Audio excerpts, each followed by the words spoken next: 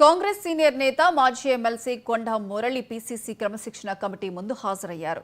మల్లు రవికి 6 పేజీల రిపోర్ట్ అందజేసిన ఆయన 2007 నుంచి వరంగల్ విషయాలు తాను పర్యవేక్షిస్తున్నట్లు, తన భార్యపై కక్షతోనే కొందరు వివాదాలు సృష్టిస్తున్నారని అన్నారు. మాపై ఇన్ఛార్జ్ మంత్రి పొంగులేటి కుట్ర చేస్తున్నారని కొండ మురళి సంచలన వ్యాఖ్యలు చేశారు. మా వ్యతిరేకులను పొంగులేటి ఏకం చేస్తున్నారన్నారు. తమ నియోజకవర్గంలో వ్యతిరేకులతో కలిసి తిరిగినా తాము ఎక్కడా ఇబ్బందులు పెట్టలేదన్నారు. బీఆర్ఎస్ నుంచి కాంగ్రెస్ కు వచ్చినప్పుడు రాజీనామా చేసి పార్టీలో చేరామని, అది తమ నిబద్ధత అని లేఖలో పేర్కొన్నారు. వర్ధన్నపేట, భూపాలపల్లి, పరకాలలో తమకు బలం ఉందన్న ఆయన మంత్రి సీతక్కతో తమకు ఎలాంటి విభేదాలు లేవన్నారు. ఎన్నికల్లో తమ పద్ధతితోనే రేవూరి ప్రకాష్ గెలిచారన్నారు. కానీ తమకు వ్యతిరేకంగా రేవూరి పనిచేస్తున్నారని కొండ మురళి ఆరోపించారు.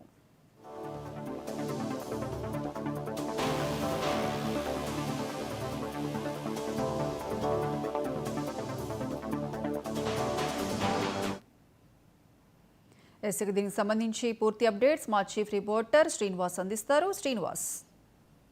ప్రియాంక, క్రమశిక్షణ కమిటీ ముందు వరంగల్ కాంగ్రెస్ నేత మాజీ ఎమ్మెల్సీ కొండ మురళి హాజరవడం జరిగింది. ఈ నేపథ్యంలో 6 పేజీల ఒక లేఖను కూడా క్రమశిక్షణ కమిటీకి ఆయన అందించడం జరిగింది.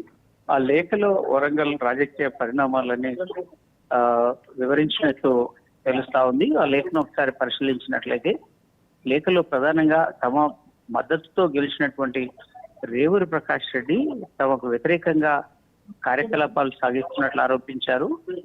వరంగల్లోని అన్ని నియోజకవర్గాల్లో తమ బలం ఉందని కూడా చెప్పడం జరిగింది. 2007 నుంచి కాంగ్రెస్ పార్టీ వ్యవహారాలన్నీ జిల్లా వ్యాప్తంగా తానే చూస్తున్నాను అని చెప్పారు.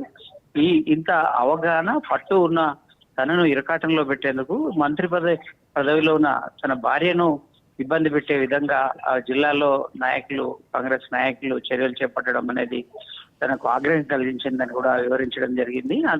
దీనికి తోడు వీరు ఈ నాయకులకు, తనకు వ్యతిరేకంగా పనిచేస్తున్న నాయకులకు మంత్రి పొంగులేటి శ్రీనివాసరెడ్డి అండగా ఉండడం కూడా తనను బాధించినట్లు కూడా ఆ లేఖలో తెలిపిన సారాంశాన్ని బట్టి మనకు తెలుస్తా ఉంది. ఏదేమైనప్పటికీ కూడా కొన్నాళ్లుగా జిల్లా రాజకీయాల్లో క్రియాశీలకంగా ఉన్న బీసీ నేతలుగా ఉన్న తమను చూసి ఓర్వలేకపోతున్నారు అగ్రవర్ణ నేతలు. బీసీ నేతగా బీసీలకు, బడుగు బలైన వర్గాలకు సాధికారత కావచ్చు, సంక్షేమాలు కావచ్చు అందించే దిశగానే తమ కార్యాచరణ ఉంటుంది. తమ బీసీల అభ్యున్నతి కోసమే మొదటి నుంచి పనిచేస్తూ వస్తున్న తనను ఇబ్బంది పెట్టే ప్రయత్నంలో భాగంగానే కొంతమంది నేతలు ప్రయత్నిస్తుండడం తనకు ఆగ్రహం కలిగించిందని కూడా క్రమశిక్షణ కమిటీకి తను వివరించడం జరిగిందని మనకు తెలుస్తా ఉంది. Priyanka. Right Srinivas, thank you.